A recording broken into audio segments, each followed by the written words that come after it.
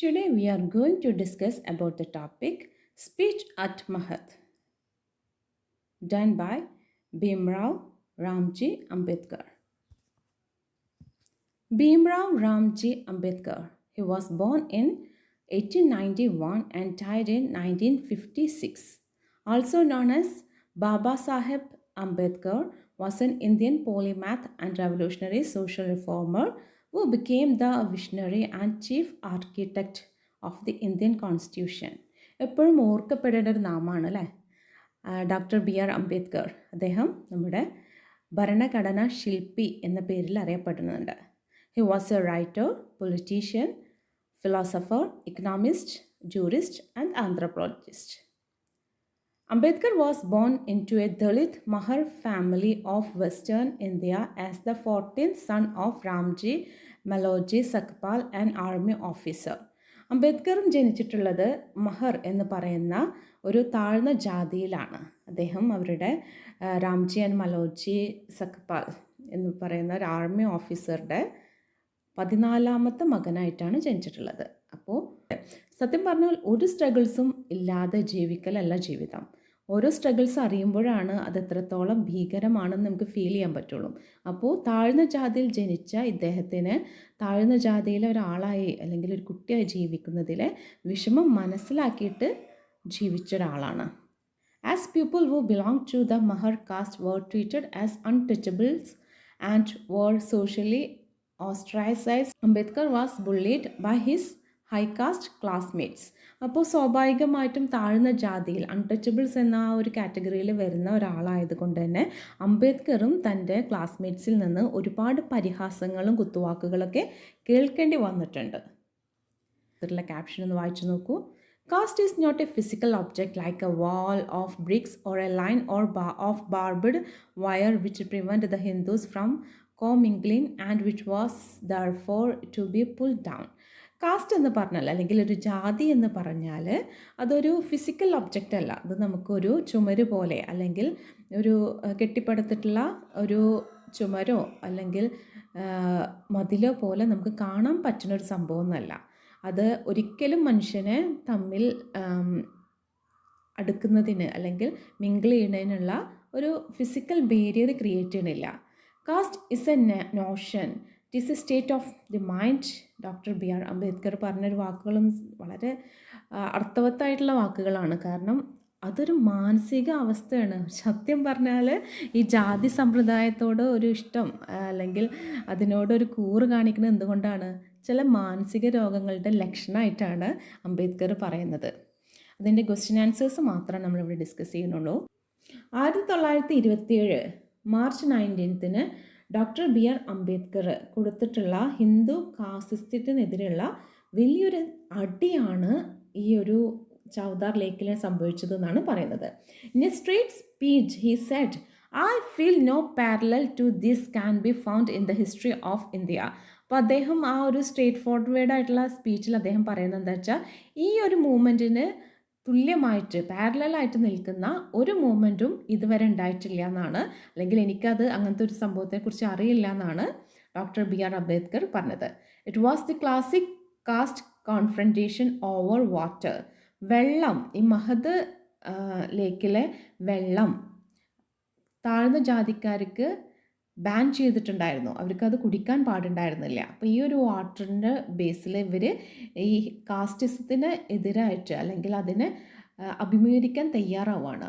89 years ago, Ambedkar led a group of Dalit to drink water from this lake in Mahad. അപ്പോൾ അംബേദ്കർ 89 വർഷം മുൻപ് ഈ ഒരു മഹദ് ലേക്കിൽ നിന്ന് ആളുകളെ, താഴ്ന്ന ജാതിയിൽപ്പെട്ട ആളുകളെ വെള്ളം കുടിക്കാൻ കൊണ്ടുപോവുകയാണ്. We are not going to the Chavdar tank to merely drink its water. അപ്പം അദ്ദേഹം പറയുന്ന വളരെയധികം പവർഫുള്ളായിട്ടുള്ള ആ ഒരു വോയിസ് ഒന്ന് കേട്ട് നോക്ക്. ഞങ്ങൾ ഈ ഒരു ചൗദാർ ടാങ്കിലേക്ക് വന്നിട്ടുള്ളത് വെറും വെള്ളം കുടിക്കാൻ വേണ്ടി മാത്രമല്ല. We are going to the tank to assert that we too are human beings like others. ഇതിലൂടെ ഞങ്ങൾ കാണിച്ചു കൊടുക്കാൻ ഉദ്ദേശിക്കുന്നത് ഞങ്ങളും മറ്റുള്ളവരെ പോലെ തന്നെ മനുഷ്യനാണെന്നുള്ള കാര്യമാണ്. It must be clear that this meeting has been called to set up the norm of equality. ഈ ഒരു മീറ്റിങ്ങിലൂടെ അവർ ഉദ്ദേശിക്കുന്നത് തുല്യത എന്നൊരു നിയമമുണ്ടല്ലോ അത് പടർത്തുയർത്തുക എന്നതാണ്. ഇത് 1927 മഹദിൽ നടന്നിട്ടുള്ള ആ ഒരു സംഭവത്തിൽ ഡോക്ടർ ബി ആർ അംബേദ്കർ എന്ന് പറയുന്ന മഹത് വ്യക്തിയുടെ വാക്കുകളാണ്. സ്റ്റാർട്ടഡ് ദ മഹത് സത്യാഗ്രഹ പറയേണ്ട ആവശ്യമുണ്ട് അല്ലേ? ഡോക്ടർ അംബേദ്കർ ആണ്. A landmark moment in the direction to defy untouchability and reclaim public spaces for Dalits was the Mahat Satyagraha led by Dr. B.R. Ambedkar on March 20th, 1927.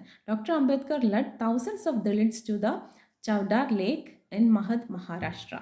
അപ്പോൾ ഒരു ആദ്യത്തെ അൺടച്ചബിലിറ്റിനെ അബോളിഷ് ചെയ്യാനുള്ള ഒരു ഭയങ്കര പവർഫുൾ മൂവ്മെൻ്റ് ആയിരുന്നു ഈ ഒരു സത്യാഗ്രഹ എന്ന് പറയുന്നത്, Mahad Satyagraha. Why does Ambedkar say that caste Hinduism are forms of compassion? എന്തുകൊണ്ടാണ് അംബേദ്കർ ഇങ്ങനെ പറയുന്നത്? ഹിന്ദു കാസ്റ്റ് എന്ന് പറഞ്ഞാൽ കമ്പാഷൻ്റെ ഉറവിടമാണെന്ന്, സഹവാസം സഹകരണത്തിൻ്റെ ഉറവിടം ആണെന്ന് പറയാൻ കാരണം എന്താണെന്ന്. Caste Hindus are the very forms of compassion. They practise no himsa and harass no one. യഥാർത്ഥത്തിൽ ഹിന്ദു മതം എന്ന് പറയുന്നത്, ഹിന്ദു കാസ്റ്റ് സിസ്റ്റം എന്ന് പറയുന്നത് ഹിംസ, അതായത് ആരും ഉപദ്രവിക്കരുത് എന്ന ഒരു സംഭവം പ്രാക്ടീസ് ചെയ്യുന്ന ആളുകളാണ്. അതേപോലെ തന്നെ ആരെയും അവർ ഉപദ്രവിക്കാറില്ല. They are not of the class of miserly and selfish folk who would grudge even a crow some grains of the food they are eating. അവരെ അത്രയും പിശുക്കന്മാരായിട്ടുള്ള അല്ലെങ്കിൽ അത്രയും മനുഷ്യത്വമില്ലാത്ത ആളുകളല്ല. അവർ ധാന്യം ഭക്ഷിക്കാൻ വരുന്ന കാക്കകളെ ഉപദ്രവിച്ച് വിടാറില്ല. The proliferation of sannyasis and mendicants is a living testimony to their charitable temperament. Hindus എന്ന് പറഞ്ഞാൽ സന്യാസികൾ അല്ലെങ്കിൽ മെഡിക്കൻസിനൊക്കെ ഒരു വ്യാപകമായിട്ട് ഉള്ളൊരു സാക്ഷ്യമാണ് അവരുടെ ചാരിറ്റബിൾ ടെമ്പറമെൻറ്റിൻ്റെ. കാരണം സന്യാസിമാർ എന്ന് പറഞ്ഞാൽ അറിയാം, സ്വന്തം ജീവിതത്തിലെ സകല സുഖ സൗകര്യങ്ങളും ത്യജിക്കുന്ന ആളുകളാണ്. അപ്പോൾ അവരുടെ ഇത്തരത്തിലുള്ള ആചാരാനുഷ്ഠാനങ്ങൾ, അവരുടെ ചാരിറ്റബിൾ ടെമ്പറമെൻറ്റ്, എത്രത്തോളം സഹാനുഭൂതിയുള്ള ആളുകളാണ്, മറ്റുള്ളവരോട് കരുണ കാണിക്കുന്ന ആളുകളുടെ ആ ഒരു മാനസികാവസ്ഥയാണ് അവിടെ കാണിക്കുന്നത്.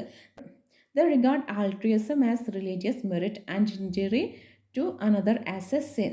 അവർ പറയുന്നത് എന്താണെന്ന് വെച്ചാൽ മറ്റൊരാൾക്ക് പരോപകാരം ചെയ്യുക, ആൾട്രുയിസം എന്ന് പറഞ്ഞാൽ പരോപകാരം ചെയ്യുക, അത് മതത്തിനുള്ള ഒരു നേട്ടവും അതേപോലെ മറ്റുള്ളവരെ ഉപദ്രവിക്കുക എന്നുള്ളത് ഒരു സിന്നാണ്, ഒരു പാപമാണെന്നാണ് പറയാറുള്ളത്. What does caste Hindus believe as their settled principle of conduct? അവർ ഹിന്ദു കാസ്റ്റിൽപ്പെട്ട ആളുകൾ സ്വഭാവത്തെക്കുറിച്ചിട്ട് എന്ത് പ്രിൻസിപ്പിൾസാണ് വിശ്വസിച്ചിരുന്നതെന്ന്. Hindus not only treat the harmless cow with kindness but spare harmful creatures such as snakes that one atman or spiritual self dwells in all creatures has become a settled principle of their conduct. ഇവിടെ പറയുന്നത് എന്താ വെച്ചാൽ Hindus അഥവാ Hindu religion, Hindu cast പറയുന്നത് എന്താണെന്ന് വെച്ചാൽ അവർ ഒരിക്കലും ഒരു പശുവിനെ ഗോമാത എന്ന് പറഞ്ഞിട്ട് അതിനെ ഹാംലെസ് ആക്കിയിട്ട് അല്ലെങ്കിൽ അതിനോട് വളരെയധികം കരുണ കാണിക്കുന്നത് പോലെ തന്നെ അവർ വളരെ ജന്തുവായിട്ടുള്ള പാമ്പുകളെ പോലും അവർ ക്ഷമയോട് കൂടിയിട്ട് കണ്ടിട്ടുണ്ട്. തന്നെ ഉപദ്രവിക്കാത്ത പാമ്പുകളെ അവർ പോയിട്ട് ഉപദ്രവിക്കാറില്ല, അവരെ വെറുതെ വിടാറുണ്ട്. That one Atman or spiritual self dwells in all creature has become a settled principle of their conduct. ഒരു ആത്മാവ് ഓരോ ശരീരത്തിലും കുടിയിരിക്കുന്നുണ്ട്. അത് മനുഷ്യനായിക്കോട്ടെ ജന്തുക്കളായിക്കോട്ടെ, അവരിൽ ഒരു ആത്മാവുണ്ട്. അപ്പോൾ അവരെ ഉപദ്രവിക്കുന്നത് എന്നുള്ളത് അത്ര നല്ല കാര്യമല്ല. വേദന എന്ന് പറഞ്ഞാൽ നമുക്ക് തന്നെ അറിയാം, നമുക്ക് സഹിക്കാൻ പറ്റാത്ത അല്ലെങ്കിൽ ഒട്ടും ഇഷ്ടമില്ലാത്തൊരു കാര്യമാണ് വേദനകൾ വരുന്നത് അല്ലേ. അപ്പോൾ ആ ഒരു വേദന ഒരിക്കലും മറ്റുള്ളവർക്ക് കൊടുക്കരുത് എന്നുള്ളൊരു കാര്യം തന്നെയാണ് ഹിന്ദുയിസം പറയുന്നത്.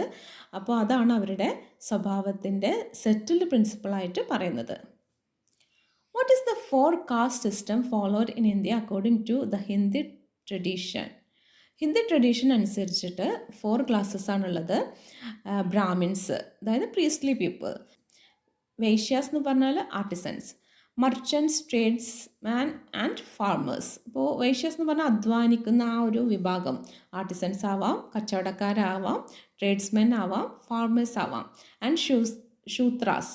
ശൂത്രാസ് എന്ന് പറഞ്ഞാൽ ലേബറിങ് ക്ലാസ്. ശൂത്രാസ് എന്ന് പറഞ്ഞാൽ കുഞ്ഞു കുഞ്ഞു ജോലികൾ, ഈ വലിയ മുതിർന്ന അല്ലെങ്കിൽ അപ്പർ ക്ലാസ്സിലുള്ള ആളുകൾക്ക് എന്തെങ്കിലുമൊക്കെ സർവീസസ് പ്രൊവൈഡ് ചെയ്യുന്ന ആളുകൾ, ലേബറിങ് ക്ലാസ്സസ്.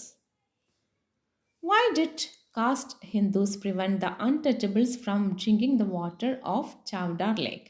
അപ്പോൾ ഈ ക്വസ്റ്റ്യനിൻ്റെ ആൻസർ എന്ന് പറഞ്ഞാൽ എന്തുകൊണ്ടാണ് ചൗഡാർ ലേക്കിൽ അൺടച്ചബിൾസിന് വെള്ളം കുടിക്കാൻ പാടില്ല എന്ന് പറഞ്ഞത് എന്നാണ് ചോദ്യം. അപ്പോൾ answer: The caste Hindus of Mahad prevent the untouchables from drinking the water of the Chavdar lake, not because they suppose that the touch of the untouchables will pollute the water or that it will evaporate and vanish. ചവഡാർ ലേക്കിൽ നിന്ന് ഇവിടെ പറയുന്നത് Untouchables എന്നുള്ള വിഭാഗം ചവഡാർ ലേക്കിൽ നിന്ന് വെള്ളം കുടിച്ചാൽ ആ വെള്ളം അശുദ്ധിയാവും, അത് പിന്നീട് വറ്റി വരണ്ട് പോകും, വെള്ളമില്ലാത്തൊരവസ്ഥയിലേക്ക് ഇവാപ്രേറ്റ് ചെയ്ത് പിന്നെ വാനിഷായി പോവും എന്നൊന്നും വിചാരിച്ചിട്ടല്ല ഇവർ കുടിക്കണ്ടെന്ന് പറയുന്നത്. പിന്നെന്താ കാരണം നോക്കാം. The reason for preventing the Untouchables from drinking it is that they do not wish to acknowledge by such that caste declares inferior by sacred tradition are in fact their equals. അതായത് സ്വാഭാവികമായിട്ടും ഹിന്ദു മതത്തിൽ എല്ലാവർക്കും എല്ലാ റിച്വൽസും എല്ലാ സംഭവങ്ങളും ഒരുപോലെ മൂല്യവത്തതാണ്. മേൽക്കോയ്മ ആഗ്രഹിക്കുന്ന ഒരു വിഭാഗം ഉണ്ടാവും. അവർ ഈ സംഭവം ഇത് അപ്പർ ക്ലാസ്സിന് മാത്രമുള്ളതായിരിക്കണം, അതായത് സേക്രട്ട് ആക്കി വെക്കണം. അൺടച്ചബിൾസ് അഥവാ തൊട്ടുകൂടായ്മ ഉള്ളവർ അത് തൊടരുത് എന്നൊരു നിയമം അവർ പാസ്സാക്കുന്നത് എന്താണെന്ന് വെച്ചാൽ ആ മേൽക്കോയ്മ അവിടെ നിലനിർത്താനാണ്. ഒരു ഈക്വൽ എന്നുള്ളത്, ഈക്വാലിറ്റി എന്നുള്ളൊരു ഫാക്റ്റാണ്. അവർ തൊട്ടുവെച്ചിട്ട് ആ വെള്ളത്തിനൊന്നും സംഭവിക്കാൻ പോകുന്നില്ല, ഇവാപ്രേഷനും നടക്കില്ല, വെള്ളം വാനിഷ് ആവാനും പോകുന്നില്ല. പക്ഷേ മേൽക്കോയ്മ ആഗ്രഹിക്കുന്നവർക്ക് എന്നും ആരെങ്കിലും തരം താഴ്ത്തി കാണാൻ വേണം. അവരുടെ ആ ഒരു സാഡിസ്റ്റ് മനോഭാവത്തിന് തൃപ്തിപ്പെടുത്താൻ വേണ്ടിയിട്ടാണ്. What happen in France during the reign of King Louis 16? King Louis 16 ഭരണകാലത്ത് ഫ്രാൻസിൽ എന്താ സംഭവിച്ചതെന്നാണ് പറയുന്നത്. Louis ascended to the French throne in 1774. 1774 French സിംഹാസനം കയറിയിട്ടുള്ള Louis and from the start was unsuited to deal with the severe financial problem that he had inherited from his grandfather Louis XV.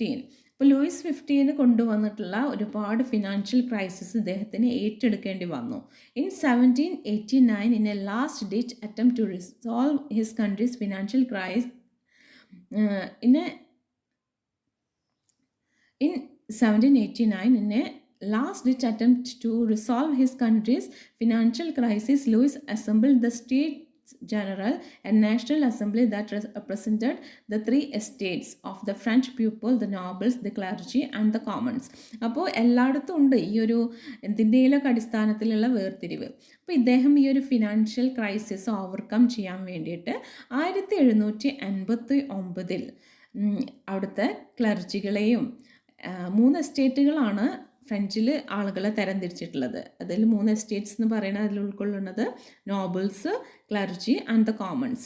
The States General had not been assembled since 1614 and the Third Estate the Commons used the opportunity to declare itself the National Assembly, igniting the French Revolution. അപ്പോൾ ആ ഒരു സിറ്റുവേഷനിൽ കോമൺസിന് ഈ പറഞ്ഞ പോലെ വലിയ സ്ഥാനമൊന്നുള്ള ആളുകളല്ല. അവർ ഈ തേർഡ് എസ്റ്റേറ്റിൽപ്പെട്ട ആളുകളാണ് കോമൺസ് എന്ന് പറഞ്ഞത്. അവർ ആ ഒരു ഓപ്പർച്യൂണിറ്റി, ആ ഒരു മീറ്റിങ്ങിനെ അവർ നാഷണൽ അസംബ്ലി എന്ന് പറഞ്ഞിട്ട് ഡിക്ലെയർ ചെയ്യുകയാണ്. അതാണ് ഫ്രഞ്ച് റെവല്യൂഷന് ആദ്യത്തെ ആ ഒരു തിരി കൊളുത്താൻ കാരണം. ജൂലൈ 14, 1789 ഒരു വലിയൊരു വയലൻസ് പൊട്ടിപ്പുറപ്പെടുകയാണ്. ബാസ്റ്റൈൽ എന്ന് പറയുന്ന സ്റ്റേറ്റ് പ്രിസണിലാണ് അവർ മാരകായുധങ്ങൾ സൂക്ഷിച്ചിരുന്നതെന്ന് വിശ്വസിച്ചിരുന്നത്. അപ്പോൾ ആ ഒരു സ്ഥലത്താണ് ഈ കലാപത്തിന് വേണ്ടിയിട്ട് ആളുകൾ സംഘടിച്ചത്.